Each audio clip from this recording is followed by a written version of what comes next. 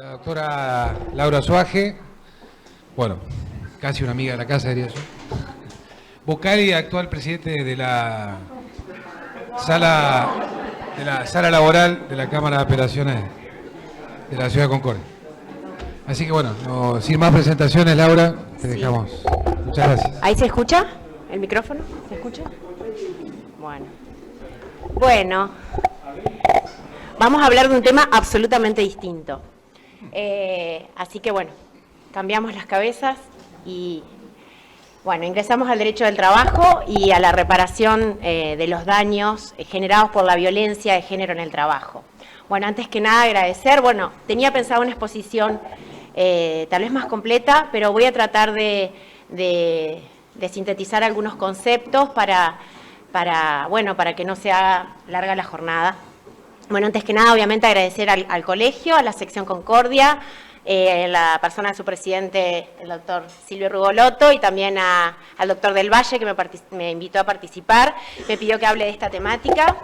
Bueno, para mí obviamente es un orgullo estar aquí en mi ciudad. Bueno, también voy a estar en el Congreso Provincial hablando de solidaridad, así que les agradezco también al Colegio Central, al doctor Canavesio por invitarme. Bueno, como dijeron las juezas que me precedieron, estos congresos son muy importantes y bueno, todos y todas las que participamos como abogados y abogadas en esos congresos tenemos el mejor recuerdo en todos los aspectos, tanto profesional como en el aspecto personal, ¿no? Bueno, también contenta, como dijeron ellas, de compartir un panel con referentes provinciales, mujeres juezas. Bueno, es todo un avance en la materia y bueno, tiene que ver también con la temática que vamos a hablar. Y bueno, les agradezco a ustedes por tener ganas de escuchar este tema. Bueno, el tema es importante porque es un tema complejo, ¿no? Tenemos un caso de violencia laboral en general o de violencia de género en particular. Es un caso complejo tanto para el abogado o la abogada que lo tiene que enfrentar, que lo tiene que plantear, como también para quien lo tiene que resolver. Y bueno, ¿por qué es complejo? Porque tenemos derechos humanos fundamentales que, digamos, de los más preciados que han sido vulnerados. Tenemos una normativa internacional que tenemos que manejar, tenemos lo que sabemos que es el gran obstáculo, que es la dificultad de la prueba y someternos a las reglas tradicionales del proceso y bueno, y el juez, la jueza, ¿cómo va a valorar? ¿Lo voy a poder probar? ¿No lo voy a poder probar? Yo juez, yo jueza, ¿puedo decir que acá existió un acoso sexual, un caso de violencia laboral, de hostigamiento? Son casos complejos y requieren otro enfoque. Un enfoque distinto al que todos nos estamos acostumbrando y en el cual todos y todas nos tenemos que capacitar, que es, bueno, el enfoque, bueno, como decía antes Fernanda, de analizar los casos desde una mirada de principios constitucionales, de una mirada constitucional, y esto también profundizado por lo que se ha dado en llamar la perspectiva de género. ¿Y qué es la perspectiva de género? Es esa capacidad de ver, que antes no teníamos, de ver cómo el género impacta de un modo distinto en la vida de las personas y nos pone a ciertos grupos, en el caso del género, a las personas discriminadas en función del género, no solo mujeres, sino personas que integran otros colectivos, en una situación de desventaja en distintas situaciones de la vida. Y bueno, y en esto de la perspectiva de género, los jueces, las juezas del trabajo, los abogados laboralistas deberíamos estar especialmente entrenados, ¿no? Porque es el mismo fenómeno, es el fenómeno de la desigualdad. Es decir, una relación en la que hay una relación desigual de poder. Y así como a los civilistas les cuesta entender cómo hacemos lugar si no reclamó, si consintió, si no dijo nada, y decimos, ¿y cómo? Y si no dijo nada, y si no reclamó durante la relación laboral, y ahora se acuerda, bueno, esa es la contestación de un civilista en una demanda. Bueno, la contestación de demanda de alguien que no tiene una perspectiva de género va a decir, bueno, pero ¿cómo? Se la acosó y ahora viene a hacer el planteo. Bueno, es una perspectiva similar, una perspectiva que parte de ver esa relación desigual de poder que existe agravada por el género. Bueno, y entrando a lo que es la violencia laboral, bueno, ya tenemos un convenio, el convenio de la OIT, del 190 de la OIT, que lo reconoce como un derecho humano fundamental. Todas las personas, o sea, no solamente un derecho, sino una obligación del Estado. Todas las personas tenemos derecho a vivir en un medio ambiente, en un ambiente laboral libre de violencia y acoso. Y este convenio 190 no protege solamente a los trabajadores en el sentido clásico bajo relación de dependencia, sino a todas las personas que trabajan, al mundo del trabajo. No importa si estoy buscando trabajo, si fui despedida, si tengo un contrato de pasantía. Bueno, todo esto lo va enumerando el convenio 190 con mucha claridad. Ya lo teníamos, ¿no?, en el artículo 14 bis, que habla de trabajar en condiciones dignas y equitativas de labor. Y esto de la violencia laboral no es que es ahora. Ahora nos damos cuenta de que existe un derecho a vivir, a trabajar libre de violencia y acoso. En realidad, este derecho siempre lo tuvimos, no nos dábamos cuenta y no apreciábamos o no nos dábamos cuenta que estas cuestiones se podían reclamar y se podían llevar a tribunales. Tenemos dos convenios fundamentales, dos tratados internacionales como marco internacional para manejarnos, que es la CEDAW, que es un convenio de jerarquía constitucional, y la Convención Belém do Pará, que es el tratado que protege a las mujeres contra la violencia y que lo tenemos que interpretar progresivamente en cuanto a que protege a todas las personas discriminadas en función de su género, que es la Convención Belém do Pará, que tiene jerarquía superior a la ley. Tenemos el convenio 190, que no solamente es, obviamente, protege a la violencia laboral en función del género, pero es un convenio mucho más amplio, protege a todo el mundo del trabajo. En especial, o digamos, una especie de violencia es la que es ocasionada o en contexto de género. Y después, obviamente, tenemos normas legales para los que son a veces más positivistas y que necesitamos plantearlo con normas del derecho interno. Tenemos el artículo 75 de la Ley de Contrato de Trabajo, que nos dice que el empleador o la empleadora tiene que garantizar la integridad psicofísica de sus dependientes. Tenemos la Ley de Higiene y Seguridad, que le impone al empleador y a la empleadora asegurar este tipo de condiciones también, para asegurar, garantizar la integridad psicofísica. Tenemos la Ley Antidiscriminación, 23.592, ¿por qué? Porque la violencia laboral en función del género, que es una especie de violencia laboral, obviamente que es un acto discriminatorio. Entonces, esta ley también atrapa, y es muy importante esto en lo que refiere a las cargas probatorias. Porque si detectamos que los actos de violencia laboral, en cualquiera de sus manifestaciones, cuando tienen un contexto de género o cuando son ocasionados en función del género, son actos discriminatorios, entonces todo el rico bagaje construido por la Corte acerca de la distribución de la carga de la prueba nos va a ayudar a plantear y a resolver los casos con este aliviamiento de la carga de la prueba. Tenemos la ley 26.485, que es una ley que viene a plasmar en el derecho interno la Convención Belém do Pará, distintas pautas de la Convención Belém do Pará, y la ley provincial, que es, digamos, la parte procesal, la ley 10.956, que es, bueno, de reciente vigencia.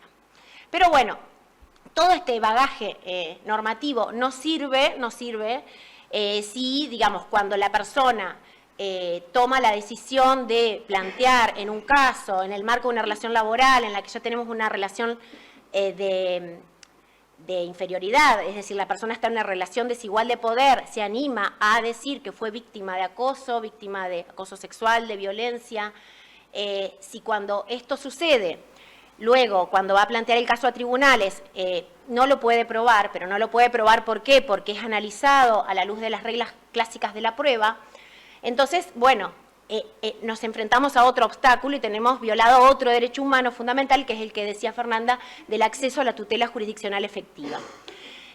Pero avancemos un poco más, porque bueno, en este tema de la prueba y los medios de prueba, si bien, digamos, los tribunales no son uniformes y algunos siguen, digamos, sin aplicar estas reglas que están en los tratados internacionales, que están asentadas por la Corte, y que están también en la normativa, incluso en la normativa procesal, cuando se refiere a la violencia de género, en cuanto a que se distribuye de distinta manera la carga de la prueba, pero no es el objeto de esta charla, logramos probar, después de un proceso complejo, logramos probar que existió violencia laboral en el trabajo por razón del género. Y entonces, cuando tenemos que dictar la sentencia, si en ese momento la sentencia en realidad, la reparación, el juez o la jueza no advierte el daño que generó la violencia de género, si da una suma irrisoria o si no toma las medidas que tiene que tomar, entonces todo no sirvió para nada. Y yo creo que en esto de la reparación de los daños generados por la violencia de género no hay mucho escrito y no se ha avanzado tanto. Entonces me parece interesante este tema. Otra cuestión es que hay que tener en cuenta para poder, digamos, enfocar el caso como abogados o como abogadas o resolverlo, son distintos principios que se vienen planteando desde la Corte Interamericana de Justicia y que en realidad, bueno, no hacen más que plasmar lo que debe ser el enfoque de los derechos humanos. Uno es un concepto que se llama enfoque interseccional. El enfoque interseccional es aquel en el que cuando vemos un caso tenemos que tener la capacidad o entrenarnos para la habilidad de ver cómo distintos factores de discriminación, distintas condiciones de las personas, si confluyen en un mismo caso, producen que el caso de discriminación sea aún más potente o que el resultado gravoso, la violación de derechos humanos fundamentales, sea aún más profundo. Es decir, ya lo sabemos, los que hacemos derecho laboral lo sabemos, no es lo mismo ser un trabajador de una zona rural que de una zona urbana. Los dos están en relación de desigualdad, pero el trabajador, el peón rural, le va a costar todo mucho más y está en una situación peor. Bueno, no es lo mismo ser mujer en una relación laboral que ser mujer analfabeta. No es lo mismo ser mujer que ser mujer migrante o que a su vez también tener una discapacidad o ser niña. Bueno, cuando en un caso confluyen distintos factores de discriminación, se produce una discriminación más potente y esto tiene que ver también con la reparación del daño. Es decir, el que plantee el caso va a tener que tener la capacidad de incentivar al juez o a la jueza para que pueda advertir el contexto del caso. Y el juez o la jueza, incluso en forma oficiosa, va a tener que darse cuenta cuando va a evaluar el daño ante qué tipo de caso se encuentra. Bueno, como les decía, los laboralistas tendríamos que estar especialmente entrenados y no nos debería costar entender un caso de violencia laboral, porque no es más que lo que es en sí el derecho del trabajo, en el que una persona está en una relación desigual de poder. Bueno, las mujeres en el mundo, históricamente, estamos en una situación de desventaja estructural que continúa. Y es esa capacidad de ver esa desigualdad en la que la mujer está, también en el ámbito laboral, en el ámbito sindical, en el ámbito político, es eso que nos permite ver el caso y analizar el caso con otra perspectiva, que como bien decían, bueno, es una obligación para todos los poderes del Estado y también para nosotros los jueces y las juezas, pero también para la abogacía. Porque si el abogado no advierte que tiene en sus manos un caso donde hay una cuestión de violencia de género, difícilmente esa persona va a poder defender sus derechos. Bueno, por eso es tan importante la capacitación en estos casos. Les decía del enfoque interseccional, si ustedes recorren la ley 10.956, esta ley nueva de procedimiento, a lo largo de sus principios, incluso le dice a quien tenga que aplicar la ley, a quien tenga que interpretarla, nos invita a tener en cuenta si se trata de una mujer isleña, de una mujer costera, si es una mujer con discapacidad, si se trata de una niña. Entonces, es este enfoque interseccional, es decir, de ver que además de estar en esta situación de desigualdad por ser mujer, tiene otros factores de discriminación que confluyen en el caso e imponen un enfoque y una protección aún más intensa. Algo que considero relevante, porque todos pensamos, hay violencia de género, entonces cuando yo voy a una denuncia, entonces esta ley, la ley 10.956, voy a decir, promuevo denuncia por violencia de género. No. Esa es una de las acciones en las que puede estar involucrada la violencia de género. Un tipo de casos es cuando la persona necesita pedir una medida urgente de protección. Entonces acude a la justicia solicitando una medida jurisdiccional para que haga cesar un riesgo. Pero esta es una medida posible, que se rige por un procedimiento, sumarísimo, que antes nos regíamos por la ley 26.485, a la que había adherido la provincia, y ahora hay esta ley donde establece un procedimiento particular, como por ejemplo una de las innovaciones es que hay que citar al empleador si el empleador o la empleadora no fuese quien ocasionó la violencia o el acoso, para que, para ponerlo en conocimiento de las medidas adoptadas y en su caso proponga un plan alternativo. Pero en realidad el género está en las causas laborales y puede estar en las causas laborales de distintas maneras.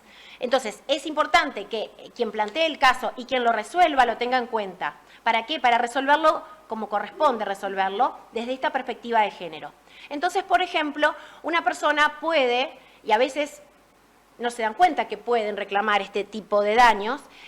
Una persona que fue víctima de acoso sexual en el trabajo puede tener una incapacidad psicofísica, una incapacidad psíquica derivada de esta situación de acoso. Entonces, aquí el acoso sexual o el acoso psicológico será la base de un reclamo de daños, que podrá ser contra el empleador o contra la empleadora, que podrá ser contra el RT, que podrá ser contra ambos, veremos cómo y en qué circunstancias. Puede ser que esta trabajadora se considere despedida. ¿Por qué? Porque fue víctima del acoso sexual por un capataz y le dijo al empresario o a la empresaria y nadie hizo nada y se considera despedida. Puede ser que esta persona haya sufrido un trato discriminatorio en el trabajo por su condición de mujer, que cobre menos que su compañero varón que ejerce la misma tarea. Puede ser una mujer en un banco que sea segregada y no pueda ascender porque le ponen requisitos que a los hombres no les exigen. El género atraviesa las causas laborales de distinta manera. Los casos de discriminación por razón del embarazo son casos paradigmáticos de discriminación por razón del género. Las mujeres que buscan estar embarazadas y son despedidas. Las mujeres que, por ejemplo, tienen que, cumplir con tareas de cuidado. Y bueno, y esto no es respetado dentro de las empresas. Incluso sin intención del empleador o de la empleadora. Entonces el género puede atravesar las causas de distinta manera. Esto lo tenemos que tener en cuenta porque si no siempre pensamos que las causas de violencia de género son esas en las que se van a solicitar una medida. No, el género impacta en los procesos laborales siempre, sin que nos demos cuenta, sin que se dé cuenta el juez, la abogada, el abogado, sin que se den cuenta los testigos. Todos estamos atravesados por estereotipos de género, incluso al momento de prestar declaración, los testigos, las testigas, demuestran estos estereotipos que incluso a veces obnubilan a quien tiene que resolver el caso y lo resuelve de una manera en donde se replica esta discriminación en función del género. El objetivo entonces de esta charla es abordar una de las etapas del proceso, es decir, el proceso desde que se toma el caso hasta el resultado final, cuando hay una cuestión de género, y esto viene por mandatos internacionales, tiene que ser evaluado en todas sus etapas con una diligencia reforzada. ¿Qué quiere decir esto de la diligencia reforzada? Es que, bueno, como estamos ante la denuncia de una violación de un derecho humano fundamental por razón del género, existen convenciones que nos imponen a los jueces y a las juezas actuar con una especial oficiosidad. Reforzada, digo, porque además los jueces laborales y las juezas laborales ya de por sí tenemos estos principios de un juez activo, de un juez que esté atento, que busque esclarecer la verdad real, que no juega tanto el principio dispositivo, sino que hay mucho de oficiosidad. Bueno, cuando hay una cuestión de género, esto se refuerza. Pero en esta tarea, que tiene que abarcar todas las etapas, cuando detecto el caso, me doy cuenta que acá hay una cuestión de género, bueno, si hay una cuestión de género, entonces ¿puedo establecer una audiencia de conciliación? Porque la conciliación está prohibida en las causas donde hay violencia de género. Entonces, si la trabajadora denunció acoso sexual en el trabajo y se consideró despedida, ¿rige la audiencia de conciliación? Bueno, acá está la capacidad del juzgado de detectarlo. ¿Puedo ponerlos juntos a conciliar? Después, cuando voy a ordenar las pruebas, cuando voy a valorar las pruebas, cuando la persona esta va a declarar qué actitud vamos a tener ante esta persona que denunció a ser víctima de violencia de género. Y después, claro, en el momento donde, no sé cómo decirlo, pero bueno, donde las cosas realmente importan, que es cuando sale la sentencia. ¿Qué sucede? Dijimos que citamos todos los tratados, dijimos que probó todo, pero bueno, ¿qué dice la sentencia? ¿Qué ordena? ¿Qué repara? ¿Y cómo repara? Entonces vamos a ver que este enfoque de género nos va a permitir ver qué daños causó, cuantificarlos y también adoptar otro tipo de medidas, que es en realidad, considero yo que más que una facultad es una obligación jurisdiccional, adoptar ciertas medidas para evitar que este fenómeno o digamos, este daño generado por la violencia de género se agrave o continúe su curso. La competencia, simplemente conceptos generales, ¿no? La competencia es de la justicia laboral, esto lo ha dicho el Superior Tribunal de Justicia, ya sea que la violencia de género se genere en el ámbito público o en el ámbito privado, esto lo había dicho ya el Superior de Justicia en distintas causas, Cañete es una, y ahora la ley 10.956 lo dice en forma expresa. Es decir, así ha sido legislado que aunque sea en el ámbito público, o sea, estemos ante un trabajador, un empleado público o un trabajador contratado por el Estado, cuando se trata de un caso de violencia laboral, es la justicia del trabajo la que tiene que resolverlo. Juzgados de primera instancia del trabajo, si no hay juzgado de primera instancia del trabajo será el juzgado multifuero y si no hay juzgado multifuero será el juzgado de paz. La legitimación activa también es importante para quienes representan a sindicatos o asociaciones. Cualquier sindicato tiene legitimación activa también para denunciar un caso de violencia de género en el trabajo. Obviamente que en esto me estoy refiriendo a la adopción de una medida urgente de estas que regula la ley 10.956. Brevemente, porque para no extendernos, hay distintos tipos de violencia, la violencia física, la violencia psicológica. Cuando hablamos de violencia física, esta violencia física puede provenir no solamente del empleador o de la empleadora, esto comprende, por ejemplo, los asaltos, los actos provenientes de terceros, los abusos sexuales de las que son víctimas las trabajadoras en ocasión del trabajo, esto está expresamente también receptado en el convenio 190, los actos violentos provenientes, por ejemplo, de clientes, esto que les pasaba a los empleados y a las empleadas del banco en la época del corralito, donde eran agredidos, bueno, todo eso es violencia laboral en ocasión del trabajo, porque vamos a ver que nos tenemos que despejar de este concepto subjetivo que teníamos, de esta intención de dañar, de si tenía culpa o no tenía culpa. La violencia laboral está tendiendo a ser, y así lo recepta el convenio 190, una situación más de un factor de atribución objetivo, es decir, la empresa responde muchas veces por esta violencia laboral que está en el ámbito de su organización empresaria con independencia de que haya existido o no una subjetividad de su parte. Después está el tema de la violencia psicológica, esto está en el artículo 5 de la ley 26.485, pero este concepto de la violencia psicológica ha sido superado por el convenio 190, ¿por qué?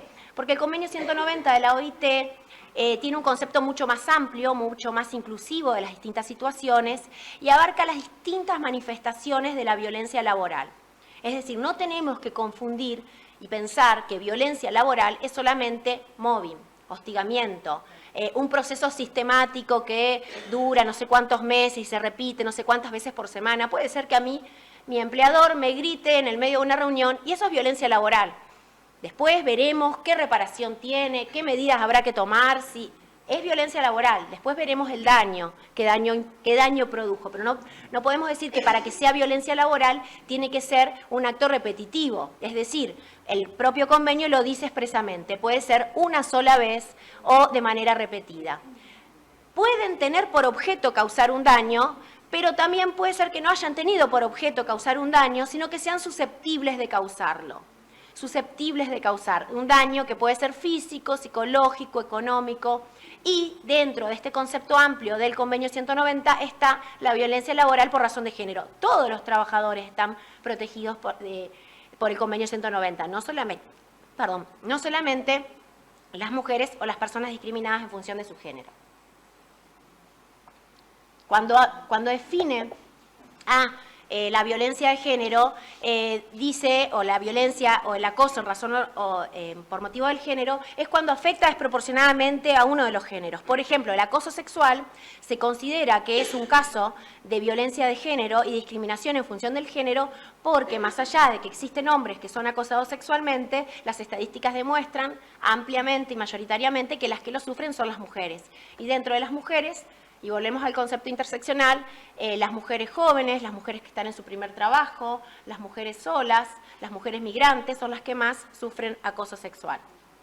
Bueno, este concepto es muy amplio, ya decíamos, abarca todo el mundo del trabajo, tanto el público como el privado, y todos los aspectos, es el daño, la violencia puede ser en ocasión del trabajo también, en las comunicaciones tecnológicas, en el momento en que el trabajador o la trabajadora descansa, come en el lugar de trabajo, todo lo que es como el concepto del accidente en ocasión, bueno, eso trasladado al mundo del trabajo en lo que respecta a la violencia. Protege a los trabajadores despedidos. También hubo fallos del Superior Tribunal en este sentido. Es decir, la trabajadora ya había sido despedida y era, digamos, hostigada por su empleador como consecuencia de ese vínculo. Y bueno, entonces hubo un conflicto de competencia, de si era o no competencia de la justicia laboral, y el Superior Tribunal dijo sí, todavía se trata claramente de una situación de violencia laboral, y bueno, esto está expresamente previsto en el convenio 190, que protege a los trabajadores despedidos. Respecto de los conceptos, me parece que lo más importante es distinguir esto que habíamos dicho, que hay que tener cuidado en encorsetar el reclamo, es decir, no por decir mobbing, fue acosada sistemáticamente, sufrió un acoso psicológico, tal vez el caso que yo tengo que defender, no encuadre en ese concepto que requiere una sistematización. O sea, el mobbing es un proceso sistemático que tiene por objeto alejar, hostigar a una persona para que ésta renuncie al empleo o para que renuncie a sus derechos. No todos los casos se encuadran en este concepto. Entonces, si yo soy abogada, una trabajadora que me cuenta que sí, que era acosada en algunas situaciones y yo directamente lo encorseto en mobbing, puede ser que luego, cuando va a dictar sentencia, el juez o la jueza, tal vez con un criterio más rígido, diga no, pero probó solamente que una vez pasó algo, entonces acá no hay mobbing, entonces rechazo la demanda.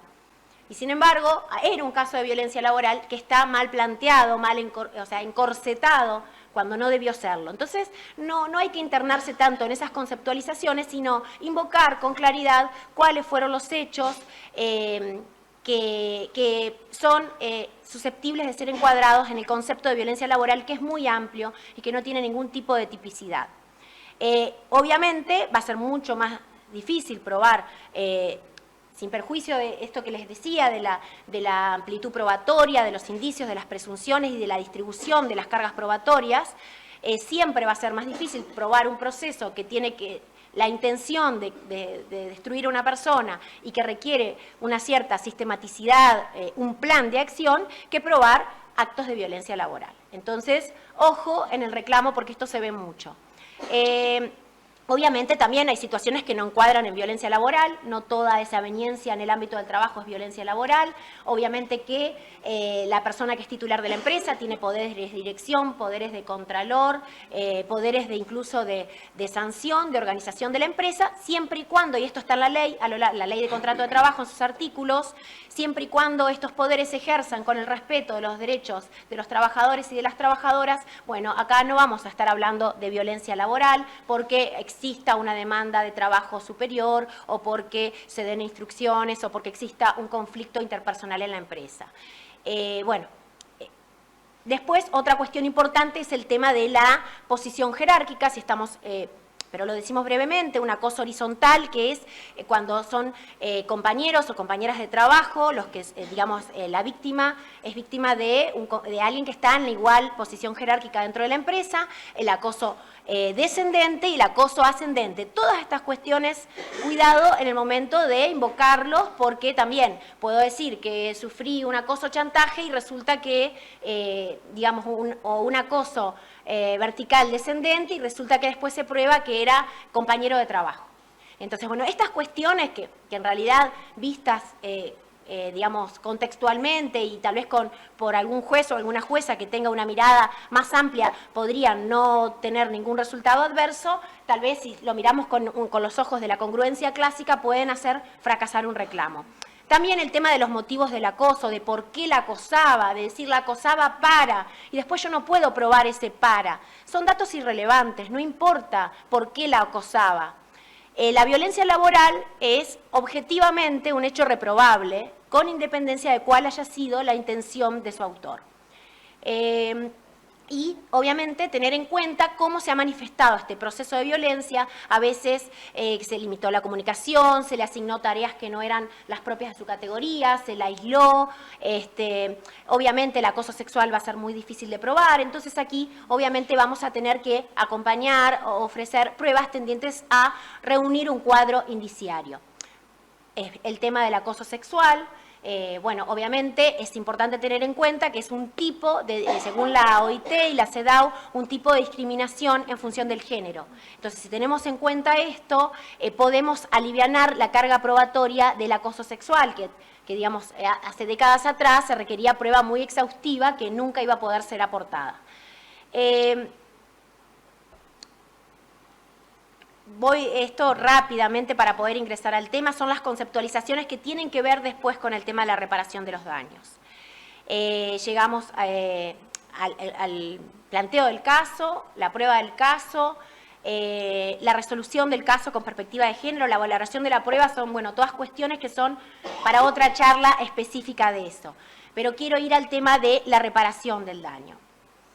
Bueno, acá tenemos que ubicarnos en el artículo 19 de la Constitución Nacional. El artículo 19 de la Constitución Nacional dice que la Corte interpreta a partir del artículo 19 de la Constitución Nacional que prohíbe a las personas dañar los derechos de otras personas, que este derecho a la reparación, que deriva de este artículo, tiene fuente constitucional y que esta reparación tiene que ser plena. Esto lo ha dicho la Corte en muchos fallos, en el fallo Gunter, Santa Coloma, Rodríguez Pereira, muchos son fallos laborales, como el caso Aquino. Y esto, lo que decía hoy Gisela, digamos, de esta doctrina elaborada de la Corte de la reparación, trasciende todas las disciplinas jurídicas. Entonces, los principios del Código Civil y Comercial, obviamente que protegen a las personas que trabajan en el marco de su relación laboral y especialmente protegen a las personas que han sufrido violencia laboral por razón del género.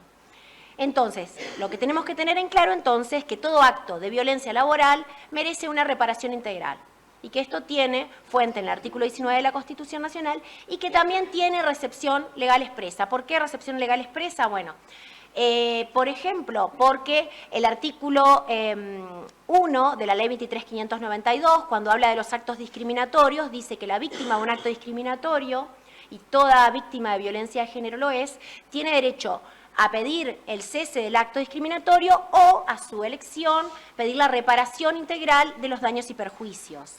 Entonces, obviamente que todo caso de violencia de género merece esta reparación integral del daño. Incluso, obviamente, que el convenio 190 de la OIT establece como una obligación de los Estados asegurar a las víctimas de la violencia laboral y de la violencia de género una reparación adecuada de los daños causados.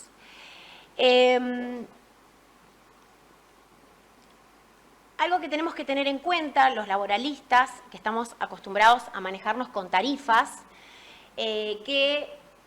obviamente que si estamos en un caso, por ejemplo, en el que una trabajadora se consideró despedida en función de una cuestión de violencia laboral por razón del género, o denuncia, o se consideró despedida por otra causal, o fue despedida, y denuncia que a lo largo de la vigencia de la relación laboral sufrió violencia, o sufrió esta violencia cuando era despedida, o sufrió esta violencia después de ser despedida, tiene derecho a una reparación de este daño que le causó la violencia. Y claramente que este daño nunca puede estar atrapado en la tarifa del artículo 245.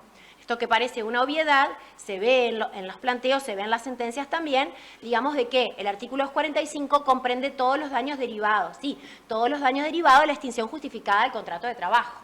Pero así como cuando, qué sé yo, por ejemplo, el típico supuesto, el trabajador o la trabajadora que es acusada de haber cometido un delito y luego esto se demuestra que es falso o no se comprueba y tiene derecho a una reparación de daño moral porque se afectó a su honor, bueno, la trabajadora que ha sido víctima de violencia en el trabajo tiene derecho no solamente a la reparación tarifada del artículo 245, sino a una reparación del daño extrapatrimonial que esta violación le ha causado. Como les decía, puede ser que el despido se haya causado como consecuencia, la causa, la injuria, tenga que ver con un motivo de violencia laboral, como puede ser que no, que la trabajadora se consideró despedida porque, por ejemplo, tenía la fecha de ingreso mal registrada, pero a su vez acumula a su demanda otra cuestión relacionada con una violencia de género que ha sufrido. Otra cuestión que tenemos que tener en cuenta, que es importante, es que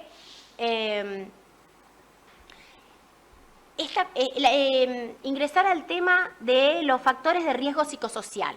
Este es un tema muy interesante que no está muy abordado acá en la Argentina. Hay mucha jurisprudencia y mucho material en España, sobre todo.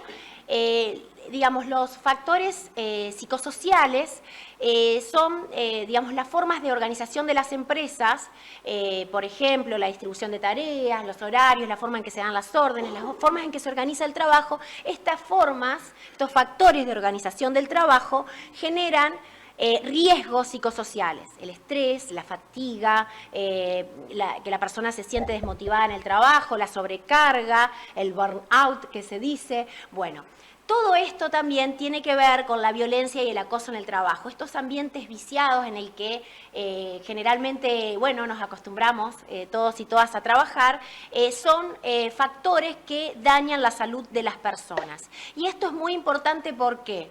Porque nosotros, el Estado argentino, ha delegado esta obligación de garantizar condiciones dignas y equitativas de labor y de proteger la salud de los trabajadores en entidades de derecho privado como son las aseguradoras de riesgos de trabajo. Las aseguradoras de riesgos de trabajo son quienes tienen que detectar los riesgos específicos de cada labor, capacitar a los empleadores, efectuar actividades de contralor, capacitar a los trabajadores y a las trabajadoras en sus derechos. Bueno, una vez que tomamos conciencia, que bueno, la OIT ya lo dice hace muchísimo tiempo, que la violencia y el acoso laboral son factores de riesgo que afectan la salud de los trabajadores, tenemos que empezar a pensar que las aseguradoras de riesgos de trabajo también tienen que controlar este tipo de digamos, de conductas dentro de las empresas, empezar a efectuar capacitaciones en materia de violencia laboral y de género, efectuar contralores en la materia, y de hecho ya hay fallos en este sentido,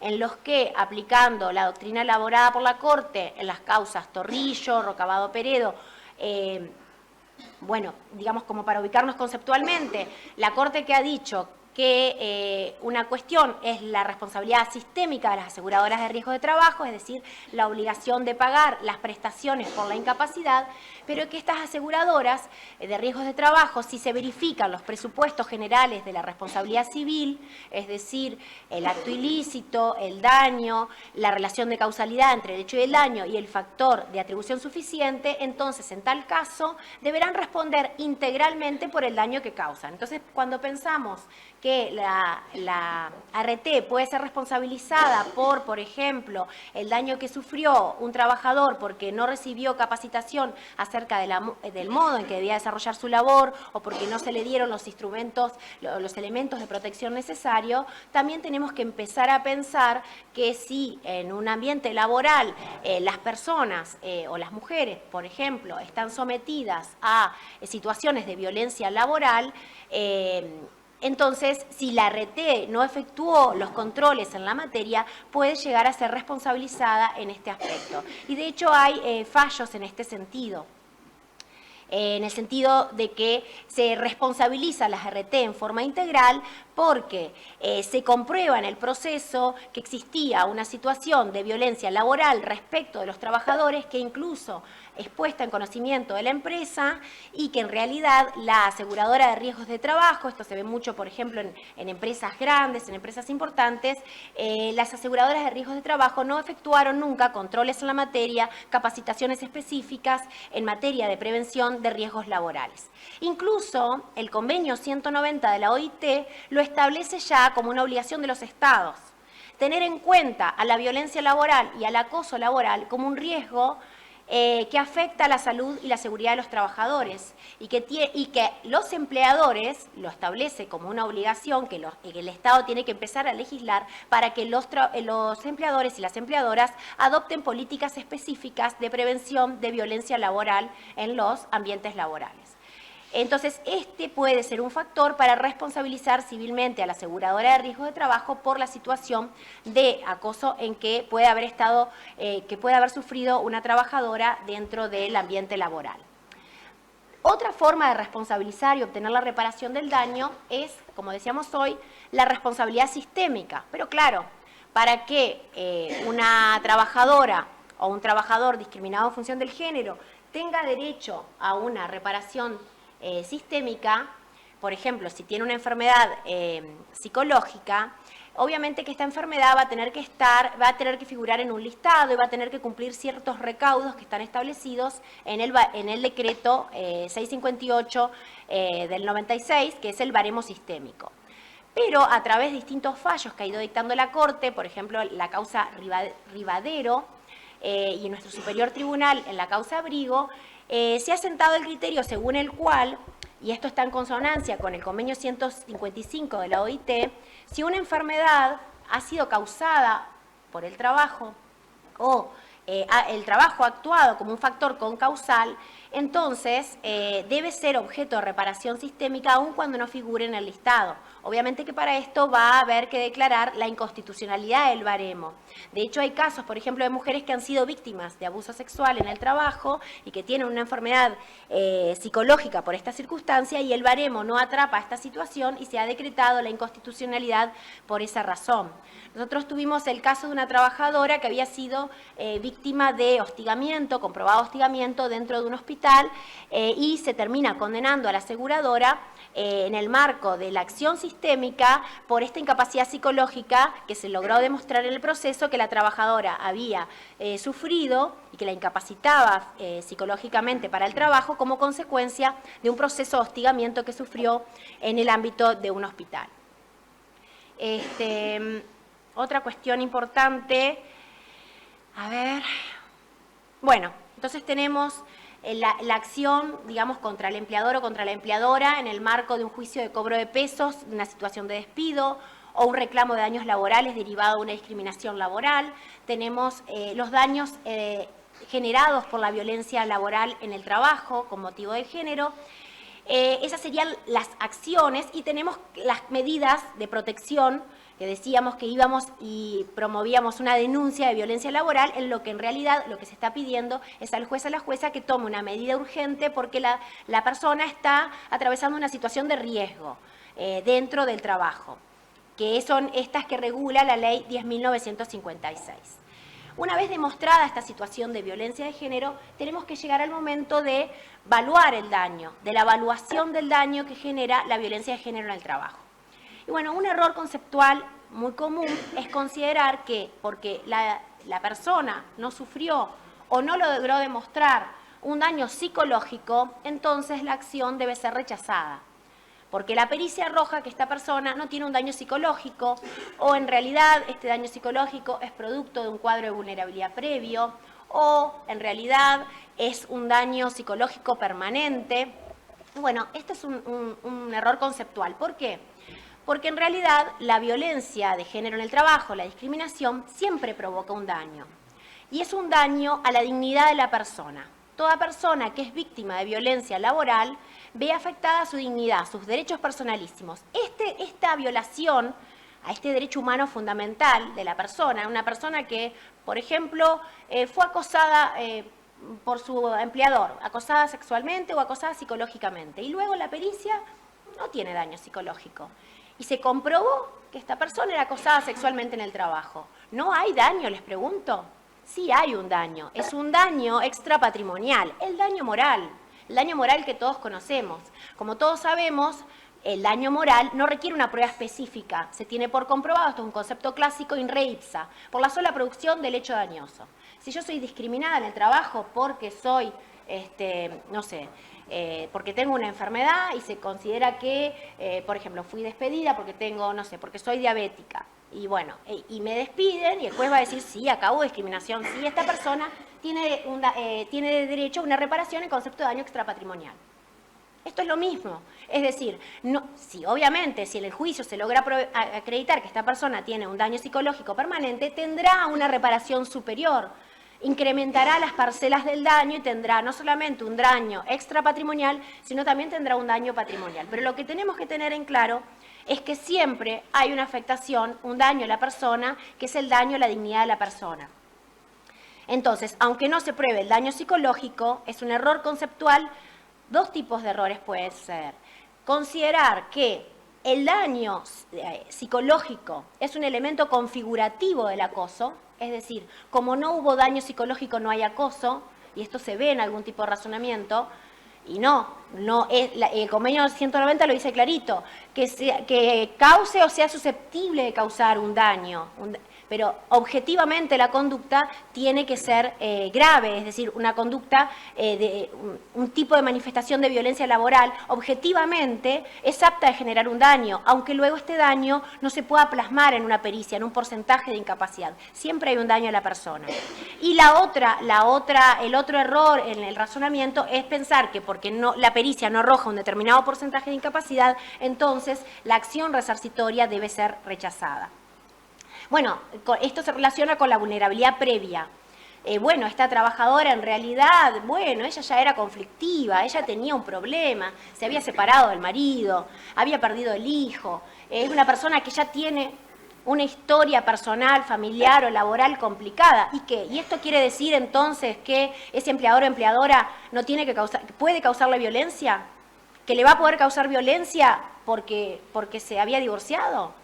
¿Qué tiene que ver? Es decir, todo empleador o toda empleadora tiene una obligación de tratar a sus trabajadores y a sus trabajadoras, darle un trato digno. Y todos tenemos derechos a trabajar en un ambiente laboral libre de violencia y acoso. Es más, si una persona tiene un cuadro de vulnerabilidad previa o una situación especial, diría yo que es al revés, que merece un trato aún más un trato aún más digno. Por ejemplo, tuvimos el caso de una trabajadora que quedó demostrado en el proceso que en el marco de un establecimiento, era de otra ciudad, había un encargado que los maltrataba a los trabajadores, que digamos, les hacían controles que afectaban su dignidad, no los dejaban ir al baño, los controlaban cuando salían, les gritaban adelante de la gente, y con una trabajadora era peor. Les decían que era gorda, que era esto, que era, bueno, cosas feas delante de... Bueno, todo esto queda absolutamente demostrado. Y luego en la pericia psicológica, la perito cuenta que ella en realidad estaba atravesando el duelo porque había muerto su hijo. Entonces el juez dice, bueno, no, el daño que tiene es porque se murió el hijo. Pero cuando en realidad, incluso la misma pericia, la experta había dicho que tenía un cuadro de vulnerabilidad previo, pero que claramente la situación de acoso había influido y había desencadenado su incapacidad, porque una cosa es que yo tenga un estado de vulnerabilidad previa y otra cosa es que yo tenga una incapacidad laboral. Yo puedo ser sensible o estar, ser vulnerable a una determinada situación y sin embargo trabajar en forma totalmente normal, hasta que sucede un hecho, en este caso la violencia sobre esta trabajadora, que le provoca esta incapacidad psicológica.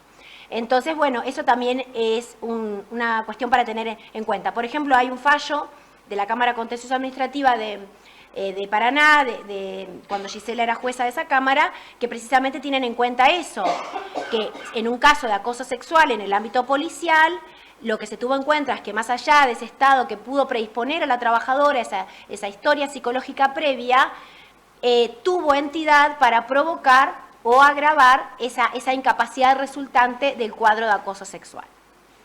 Bueno, entonces hasta acá tenemos el daño extrapatrimonial, que no es necesario acreditarlo, sino que una vez que tenemos configurada la situación de acoso o violencia laboral, este daño patrimonial, es muy importante esto plantearlo, se tendrá por acreditado in re ipsa. In re ipsa quiere decir por la sola prueba, con lo difícil que es probarlo, ¿no?, del hecho dañoso.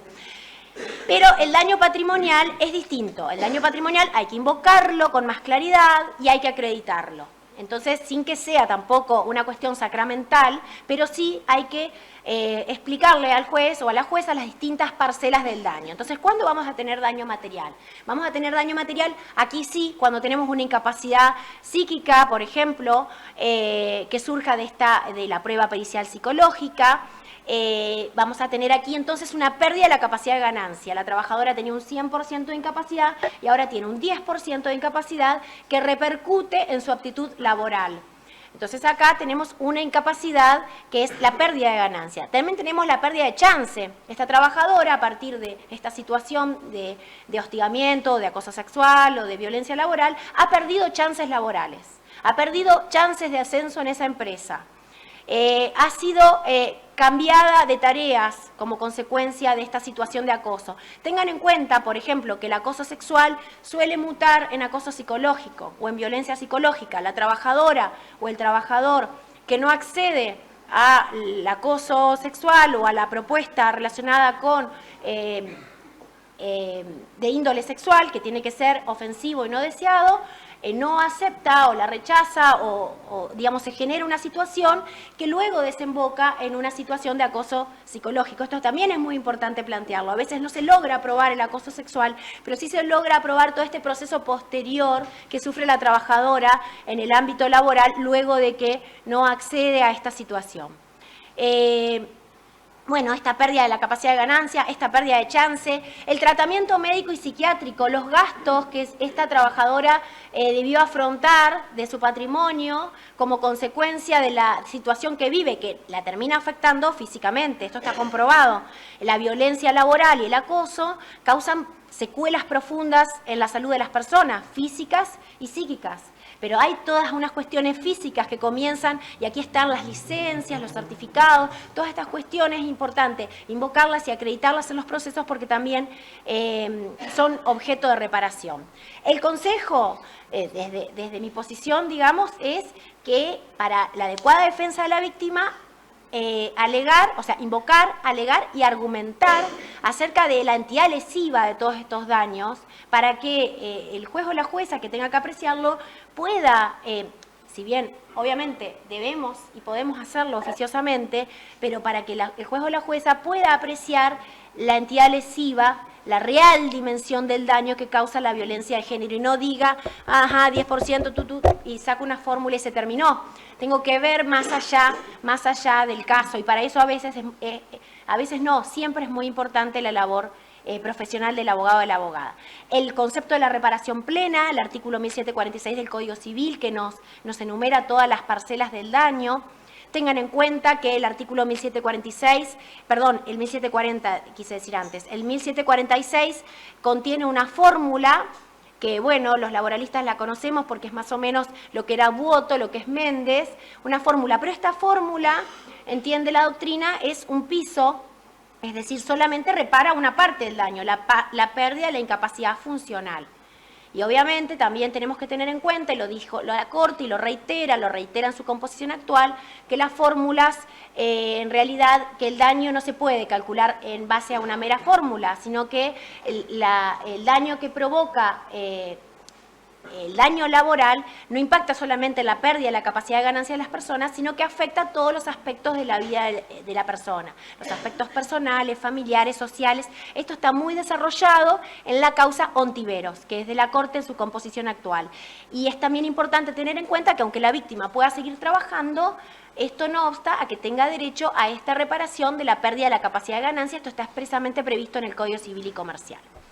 Otra cuestión a tener en cuenta, el tema de los baremos son solamente indicativos, esto siempre cuando estamos en el marco de la acción integral. Entonces, no nos tenemos que sujetar y ceñir al baremo sistémico, podemos acudir a otros baremos o a ningún baremo, a lo mejor este daño no figura en ningún baremo y sin embargo genera una incapacidad que merece ser resarcida. Entonces es interesante investigar otro tipo de baremos, invocarlos, ofrecerlos en los puntos periciales. Sí. En un programa de televisión de Jorge Lanata, donde hablaban de, en realidad eran dos compañeros de trabajo que eran pareja, eran concubinos, y el esposo le prende fuego a ella. La empresa decide, ella, queda hospitalizada, en riesgo su vida, y la despiden a ella y lo conservan en su puesto de trabajo. Ese es un supuesto también. Sí, ahí estaríamos, ahora en esta exposición estábamos hablando de la reparación, pero lo que estás planteando, y está muy bien planteado, es el tema de la responsabilidad y qué medida tiene que adoptar la empresa ante una situación de violencia en el trabajo. En este caso, desde el punto de vista, digamos, del factor de atribución de responsabilidad, la empresa, y bueno, lo que decíamos hoy del daño en ocasión, la empresa es responsable por ese hecho, porque es el hecho del dependiente. El Código Civil, como lo conocemos, digamos, es por el hecho del dependiente, responde, incluso civilmente, por el daño que sufrió esa trabajadora. Pero acá lo que vos me decís es que hay un daño adicional, o sea, no solamente es responsable civilmente por el daño físico que la trabajadora sufrió como consecuencia del hecho de su dependiente, sino que incurre ella misma en una responsabilidad como empleadora por el trato revictimizante que tiene hacia su empleada cuando replica la violencia, replica la discriminación y el trabajador que infirió la violencia permanece en el puesto de trabajo y la trabajadora que fue víctima de violencia es despedida. Esto es lo que vos me estás planteando. Bueno, y a esto apunto. Esto hay que plantearlo y hay que exponerlo. Es decir, este es un daño, pero acá hay otro daño, que es el daño del incumplimiento de esa obligación de seguridad y esa obligación de indemnidad que tiene la empresa y esa obligación de trato digno y esa obligación de no causar violencia a sus trabajadores. Entonces acá la empresa replica y profundiza esa situación de violencia de la que fue víctima la trabajadora. Entonces, esto es importante, invocarlo y alegar acerca de esta entidad lesiva, esto que vos estás planteando, plantearlo en el marco del pleito. Y después, el juez y la jueza va a tener que tener la capacidad de detectar que no es simplemente el daño que sufrió la trabajadora físico, sino que hay un daño adicional, que es el producto de la, digamos, de la postura que adoptó la empresa ante el caso de violencia de género que sucedió bajo su órbita. ¿Eso era? Bueno.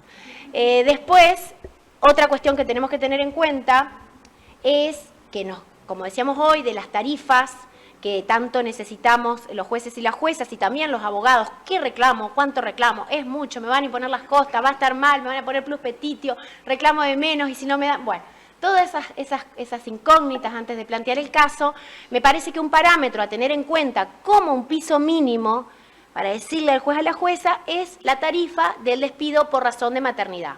Es decir, la ley laboral ya en el año 1974 recepta un caso paradigmático de despido, que es el despido en función del embarazo, y dice 1 año de sueldos.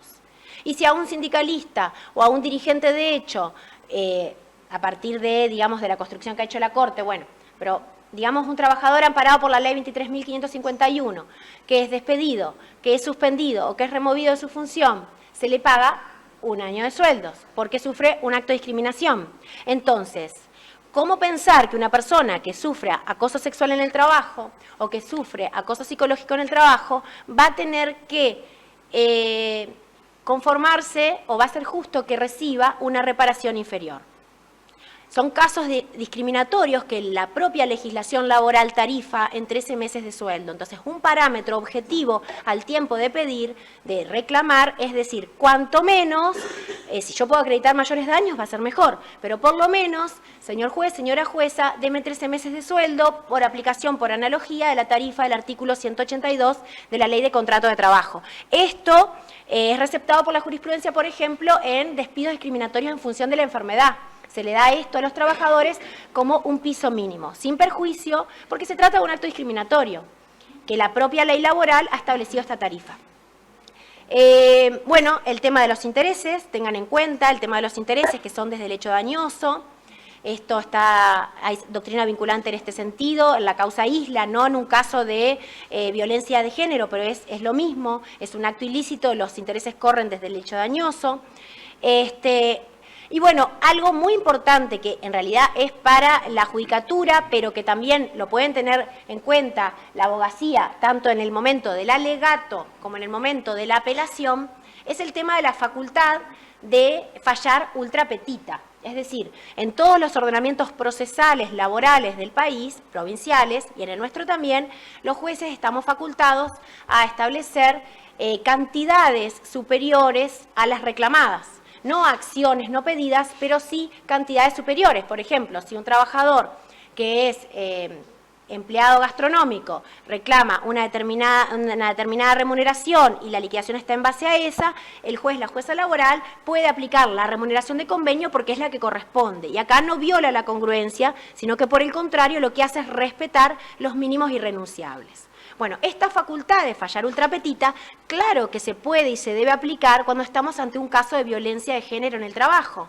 ¿Y por qué les decía esto de la cuestión del reclamo? Porque entre el reclamo y la sentencia, lamentablemente pasa un tiempo considerable. Ya con que pasen unos meses en nuestro país es mucho tiempo. Entonces, una suma que en su momento pudo ser significativa y que tal vez el abogado o la abogada hasta tenía miedo de reclamar, ahora es solamente simbólica. Entonces, un juez, una jueza que falla con perspectiva de género no puede quedar ceñida a la cantidad pedida en el año 2016, si estamos en el año 2022, y tal vez en el 2016 100.000 pesos por un acoso sexual era un montón y hoy es absolutamente nada. Entonces, esta cuestión de esta facultad judicial es muy importante también plantearlo cuando en el alegato, mire, yo reclamé tanto, pero lo hice en tal tiempo, tenga en cuenta por los valores, por la depreciación, por la depreciación de la moneda, que esta suma ya no repara nada. No repara y no da ningún mensaje, que esa es otra cuestión que vamos a ver de cuál es la función de las reparaciones en la violencia de género. Y obviamente también para apelar, porque aquí no regiría la congruencia. Yo puedo decir, sí, tengo derecho a una reparación superior a la que reclamé hace 5 años porque pasó todo esto en el camino. Es un argumento para plantear. Bueno, el tema de las secuelas, esto es muy importante en las pericias, si bien obviamente si nosotros nos ubicamos en el campo del derecho de familia, lo podemos llegar a ver como esto es revictimizante, pero obviamente en el campo de los daños laborales, cuando lo que tenemos que probar es daños, es muy importante el tema de los puntos periciales acerca de la incapacidad que ha generado la violencia en el trabajo, las secuelas que genera el acoso sexual o la violencia o el acoso psicológico en el trabajo, son secuelas muy nocivas físicas. Estas secuelas físicas incluso sirven como indicios de la existencia del acoso. Trabajadoras que estuvieron con licencia psiquiátrica, tensión, ansiedad, bueno, son todos indicios de la existencia misma del acoso y a su vez tienen un impacto al tiempo de valorar la entidad lesiva del daño, ¿no? Y lo que les decía del mensaje, ¿no? Del mensaje de la sentencia. Nuestro propio superior tribunal, una causa, se llama, bueno, siempre iniciales, pero es contra una empresa, Los Frutales, termina aplicando incluso expresamente la facultad de fallar ultra petita y eleva sustancialmente la suma que se había condenado en el tribunal. Y para eso tiene en cuenta distintas pautas. Estas pautas están en línea con, en realidad, con la Convención Belén do Pará. En el artículo 7, inciso G, habla del derecho a la reparación y los organismos internacionales dicen que estos mecanismos tienen que ser justos y eficaces. ¿Eficaces para qué? Para reparar el daño, sí, pero también para dar un mensaje disuasivo. Es decir, porque si no, sale barato hostigar o sale barato acosar. Entonces, es un mensaje contrario a la impunidad. Hay un fallo muy interesante. Bueno, de esto yo escribí en un libro que es el mismo que citó Gisela, el de la ley Micaela, de la reparación de los daños con perspectiva de género. Está, digamos, desarrollado este tema. Y bueno, ahí están citados muchos precedentes. Bueno, uno de la Suprema Corte de Justicia de Buenos Aires, del doctor De Lázari.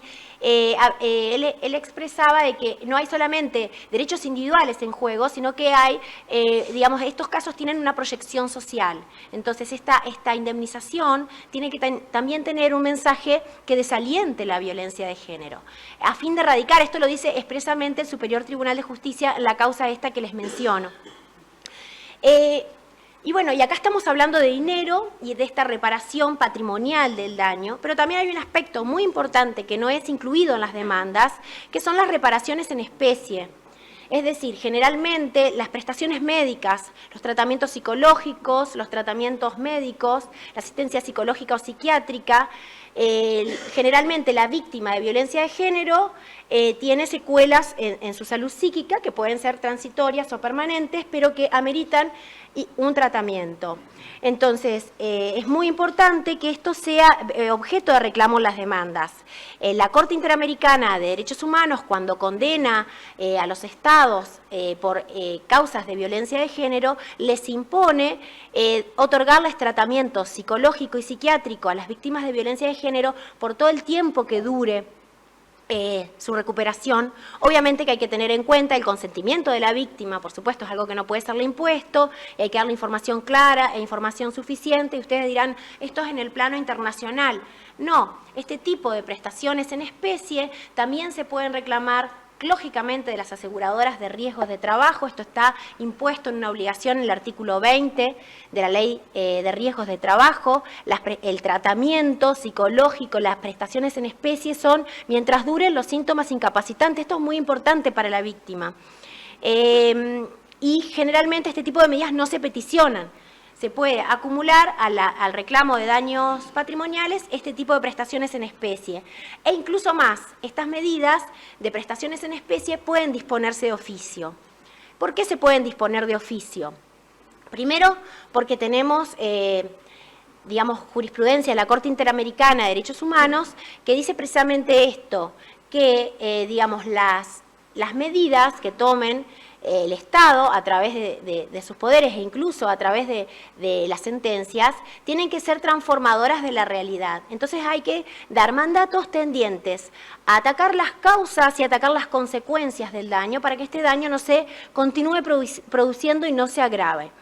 En el ámbito interno tenemos el Instituto del Mandato Preventivo, que está en el Código Civil y Comercial, el artículo 1710 a 1713 del Código Comercial. ¿Qué es lo que dice? Y esto se aplica mucho también en materia de daños en el ámbito civil, estrictamente. Cuando el juez o la jueza, en el marco del proceso, comprueba la existencia de un daño y comprueba de que este daño presumiblemente se podrá continuar o se podrá agravar si no se adopta una medida, está facultado para, incluso de oficio, disponer mandatos de hacer, de no hacer, imponer determinadas conductas. Bueno, esto tiene, y se entiende que esto tiene especial aplicación cuando está en juego la integridad física de las personas. Entonces, si tenemos que en una empresa una trabajadora sufre acoso sexual en el trabajo, y se comprueba que sufrió acoso sexual en el trabajo, y que la empresa ante esta denuncia de acoso sexual miró para otro lado, no supo cómo actuar o qué protocolo seguir o cómo hacer, bueno, entonces, ante esta situación podemos tomar dos tipos de medidas en forma oficiosa.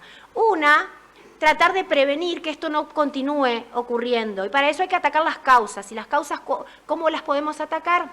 A través de la capacitación. Entonces hay muchos fallos jurisprudenciales, el que mencionó Gisela de nuestro Superior Tribunal de Justicia en pleno es uno, en el que de oficio, en el marco de un recurso extraordinario, dispone una capacitación a todo el personal municipal de un municipio en el cual se comprobó que las mujeres eran denigradas desde un punto de vista sexual en el trabajo por comentarios, insinuaciones y maltrato que recibían. Entonces, el Superior Tribunal de Justicia, ya les digo, de oficio y en el marco de un recurso extraordinario, dice, y se relaciona con lo que hablaba Gisela de la responsabilidad del Estado, que si los Estados tienen la obligación de cumplir con los tratados internacionales de lucha contra la violencia de género, y si aquí para colmo el Estado es empleador, ¿no? Entonces tiene la obligación de asegurar la salud de sus trabajadoras y el trato digno hacia sus trabajadoras, y si yo jueza, advierto que en este medio ambiente laboral está ocurriendo esto y no hago nada, entonces yo, con mi omisión como jueza, que puedo tomar una medida tendiente, tal vez no lo logro, a tratar de que esto se modifique de a poco, removiendo los estereotipos de género que todos tenemos, entonces yo puedo hacer incurrir al Estado en responsabilidad internacional. Esto lo dice expresamente el Superior Tribunal de Justicia, en una causa en la que le rechazó, es decir, a la persona que había inferido acoso, dijo que por una cuestión del procedimiento administrativo habían existido ciertas falencias, las cuales no se había identificado claramente la imputación, no lo digo con la claridad, obviamente, del contencioso administrativo, pero es para que se ubiquen lo mismo que ocurre en el 243, cuando una persona, para que pueda ejercer su derecho de defensa, tiene que tener en claro, cuál es la causa la falta que se le atribuye. Bueno, por esta cuestión formal, esta persona se levanta o se deja sin efecto su suspensión, su medida disciplinaria, y sin embargo, pese a eso, dice, bueno, pero no podemos cerrar los ojos ante esta realidad. Bueno, esto es un camino ya afianzado en la jurisprudencia, tanto en las empresas privadas como en las empresas públicas se disponen este tipo de capacitaciones. La otra cuestión es la del tratamiento médico a la trabajadora y a la trabajadora que sufrió violencia en el trabajo, el tratamiento médico psicológico, ponerlo a disposición de ella como parte de la reparación, y esto claramente se puede hacer de oficio. ¿Por qué? Porque si este daño psicológico que la trabajadora tiene no lo enfrentamos a través del tratamiento médico adecuado, va a continuar o se va a agravar. Esto es lo que dice el Código Civil, el artículo 1710 a 1713 del Código Civil. Sí. Siguiendo con esta pregunta, ¿qué es más conveniente, pedir directamente una suma de dinero determinada para el tratamiento en sí o directamente un tratamiento con un tiempo determinado? ¿Y cuánto salía la consulta psiquiátrica hace 2 años? Normalmente se pide una pericia que lo determine el perito, qué lapso de tratamiento tiene y cuál es el costo del mismo. Claro, lo que pasa es que lo que siempre vas a quedar atado es a lo que pediste. Entonces tendría que ser o más de un monto indeterminado, pero me parece, por ejemplo, si tenés una aseguradora de riesgos de trabajo, lo tenés para toda la vida el tratamiento, es decir, mientras duran los síntomas incapacitantes. Me parece que, bueno, eso será una opción de estrategia, pero en épocas de inflación creo que una suma fija es muy difícil determinarla y después va a ser difícil que el juez condene. Entonces, la condena al tratamiento psicológico capaz es una condena más abierta, pero que se puede hacer a través de este tipo de instituto y sirve. Pero está bueno, sí, que eso, gracias a tu pregunta me acuerdo, ofrecer puntos periciales acerca de qué tratamiento requeriría, cuánto tiempo, cuánto sería el valor aproximado. Son elementos que después le pueden ayudar al juez o a la jueza a decidir o a adoptar un tipo de... Nosotros lo hemos adoptado, por ejemplo, cuando surge acreditado en el proceso, pero bueno, no lo habían pedido y luego lo piden en la apelación. Y no porque lo piden en la apelación, sino a partir de esta figura del mandato preventivo ante un caso de violencia de género, claramente se puede ordenar.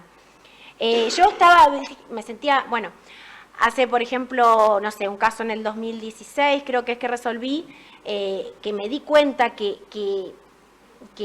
ahí había ya una situación en ese establecimiento educativo en el que claramente todos estaban atravesados por estos estereotipos de género, y la persona que había sido víctima de violencia de su propia empleadora, es decir, había denunciado acoso sexual, y cuando había denunciado el acoso sexual nadie le creyó y lo avalaron a la persona denunciada y la hostigaron y bueno, la terminaron echando, haciendo de que ella se considere despedida. Y claramente los testigos hablaban con estereotipos, la defensa hablaba con estereotipos, el empresario hablaba, todos, pero no se daban cuenta de la situación. Entonces yo pensaba, esto va a seguir con otra persona o de otra manera. Y yo dije, pero ¿puedo? No me animé.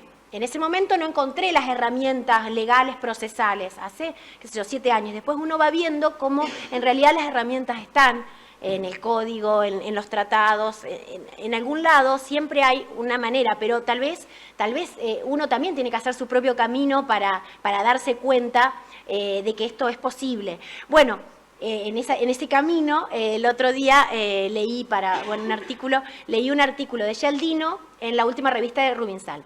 Y habla de esto, justo de lo que yo había sacado de la sentencia, me quedé tan contenta porque él cita los fallos de la Corte, hace un análisis, obviamente, con la profundidad de Gialdino, nada que ver con el que puedo hacer yo, pero precisamente dice esto, que cuando hay medidas, digamos, tanto para prevenir como para dar tratamiento a las víctimas, corresponde y se impone que los jueces y las juezas dicten mandatos preventivos para transformar la realidad. Otra medida que puede ser reparatoria es la publicación de la sentencia. Obviamente que esto tiene que ser a pedido de la víctima. Y la publicación de la sentencia, a veces la víctima quiere que esto se sepa, obviamente con el resguardo de su identidad y con su consentimiento. Hay, por ejemplo, un fallo de la Cámara Civil, Sala 2 de Paraná, en el caso es una causa civil de violencia de género, creo que era contra una abogada, en el que se pidió esta publicación y se lo tomó como una forma de reparación. Claramente, la reinstalación en el puesto de trabajo, si la trabajadora es despedida en función de una, por ejemplo, por haber efectuado una denuncia de violencia laboral que es discriminatoria y tiene a su tiene la posibilidad de pedir la reinstalación en el puesto de trabajo, esto por el artículo 1 de la ley 23.592, el restablecimiento de las condiciones alteradas, una trabajadora, imagínense, tal vez aquí no lo vemos tanto, pero en esas empresas grandes en las que es cambiada de sector o se le rebaja la categoría en función de una discriminación o de una situación de acoso, una situación de violencia, y esto se puede pedir incluso cautelarmente.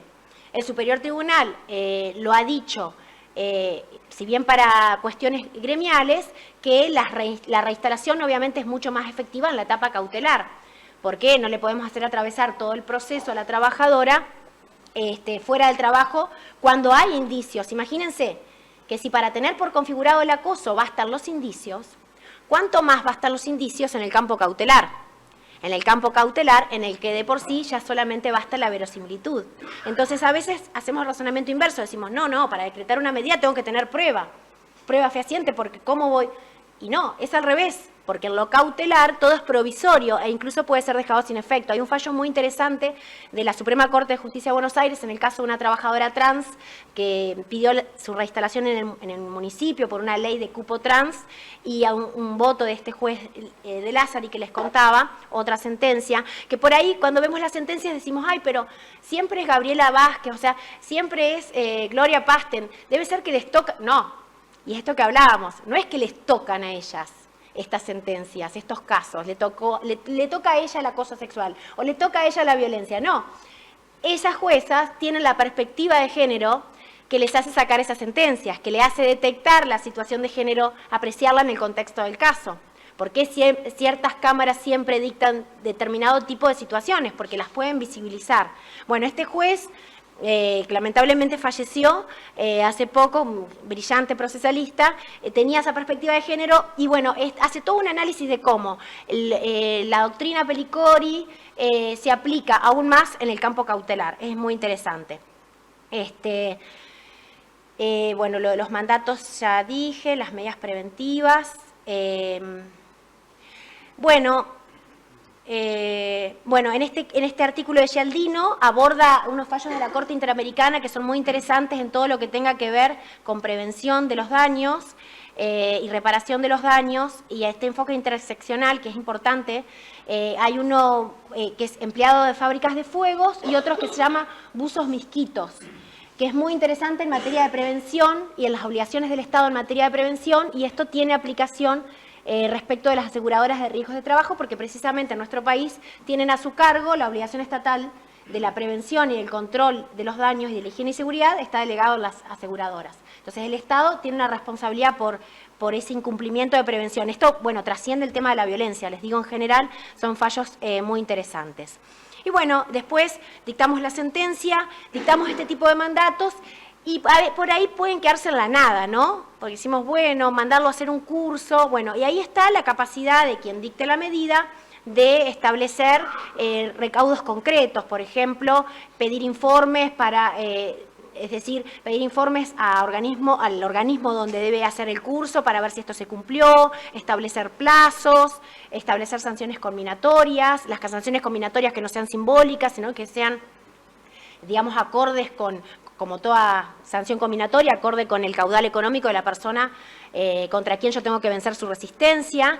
Hay sanciones en caso de incumplimiento que pueden ser aplicadas, que están en el artículo 31 de esta ley 10.956, que pueden ser importantes al momento de verificar el cumplimiento de la decisión. Por esto que les decía que esta diligencia que tenemos que tener en los casos abarca todas las etapas del proceso, incluso el cumplimiento de la sentencia. Bueno, digamos, como les decía, desde que empieza el caso hasta que se dicta la sentencia y hasta que culmina, esta obligación, ¿no?, de tener esta especial perspectiva.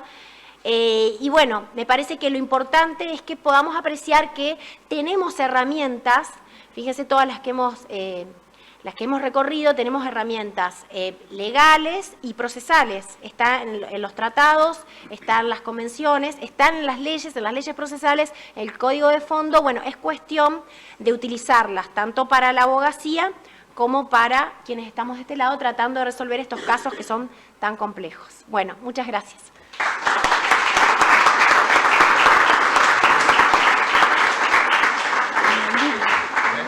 Sí.